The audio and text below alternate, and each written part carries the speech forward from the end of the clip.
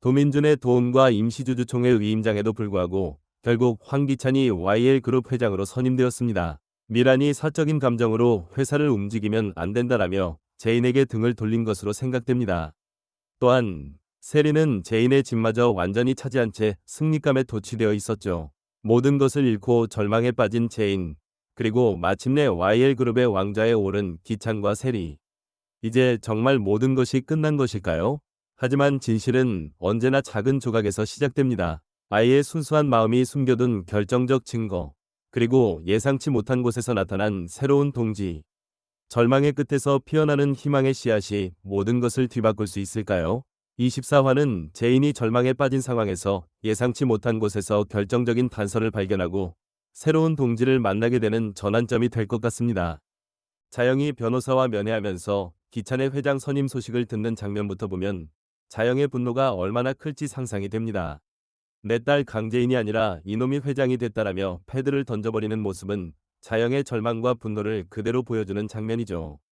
23화에서 자영이 제인에게 회장이 되면 승우를 내보내라라고 지시했던 것을 생각하면 결국 딸이 패배했다는 소식에 자영은 크게 절망할 것 같아요. 하지만 여기서 중요한 건 자영이 변호사와 만나고 있다는 점인데요. 8화에서 자영이 김도희를 뺑소니로 치고 교도소에 갇힌 이후 자영이 변호사를 통해 무엇을 준비하고 있는지가 궁금합니다.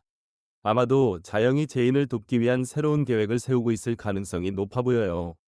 특히 기찬이 회장이 되었다는 소식을 듣고 더욱 적극적으로 나설 것 같습니다. 한편 숙자집에서는 기찬이 회장이 된 것을 온 가족이 기뻐합니다. 이제 기찬 가족들은 완전한 승리감에 도취되어 있을 거예요. 특히 노숙자는 17화에서 세리에게 내가 인정하는 손주는 황은호 딱 한 명뿐이야 라고 했던 것과는 달리 이제 세리와 지호까지 받아들이며 새로운 가족을 인정하게 될 것 같습니다. 그런데 가장 주목할 부분은 도윤이 제인을 부축해서 집으로 데려오는 장면입니다. 22화에서 도윤이 남의 남녀 관계에 끼지 않겠다라며 거리를 두겠다고 했는데 결국 제인이 위기에 처하자 다시 도와주게 된 것 같아요. 제인이 주주총회에서 패배한 충격으로 쓰러진 것인지 아니면 다른 이유로 몸이 안 좋아진 것인지 궁금하네요. 특히 윤희가 잘 아는 사이야. 나도 저 아가씨 좀 알아라고 말하는 것이 흥미로운데요. 4화에서 제인은 횡단보도에서 시장 바구니가 찢어지면서 위험한 윤희를 도와주었었습니다. 이때 윤희는 감사의 뜻으로 자신의 치킨집 명함을 건넸었고 이후에 치킨 주문 때문에 연락을 한 적도 있었죠. 윤희는 화재 사고로 남편을 잃은 안타까운 사연을 가지고 있고 동생 오성과 자식들을 홀로 키워낸 강인한 여성이거든요. 또한 23화에서 윤희는 숙자를 알아보고 예전에 한 집에 살았다라는 언급이 있었던 것으로 보아 윤희와 숙자 사이에는 어떤 과거사가 있을 것 같습니다. 아마도 윤희가 제인에게 새로운 정보를 제공하거나 제인의 든든한 지원군이 될 가능성이 높아 보여요. 그리고 가장 중요한 장면은 제인이 은호를 만나러 기찬 집에 가는 부분입니다. 23화에서 주주총회에 패배한 제인이 오랫동안 보지 못할 상황이라며 아들을 만나러 가는 것은 정말 가슴 아픈 장면이 될 것 같아요.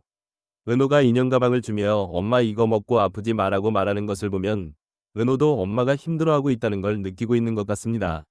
그런데 숙자가 제인에게 내까짓 게 보면 어쩔 건데 아직도 무슨 재벌집 딸내미인 줄 아나 본데 주제를 알아라고 말하는 장면은 정말 잔혹할 것 같아요.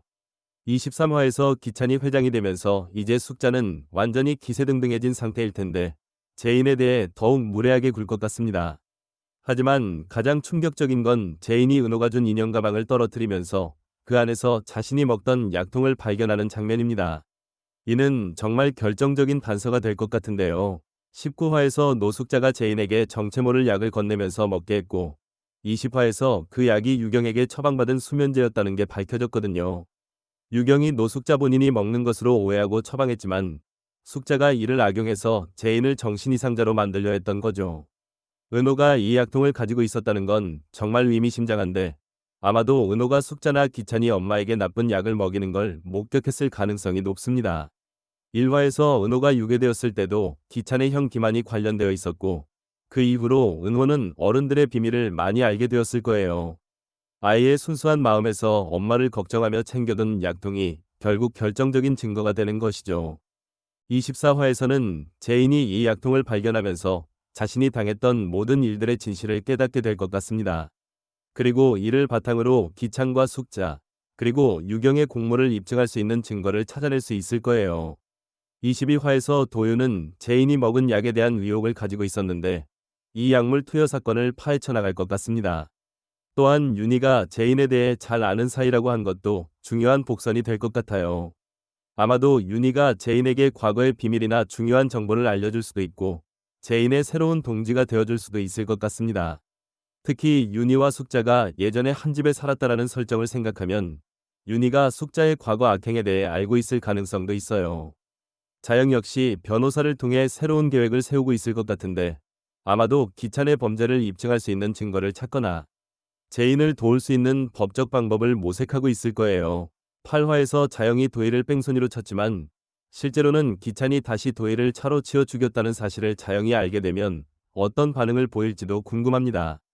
도민준 역시 23화에서 세리, 캐서린에 대해서도 지속적으로 알아보겠다라고 했는데 24화에서 세리의 과거나 정체에 대한 새로운 정보가 나올 수도 있을 것 같아요.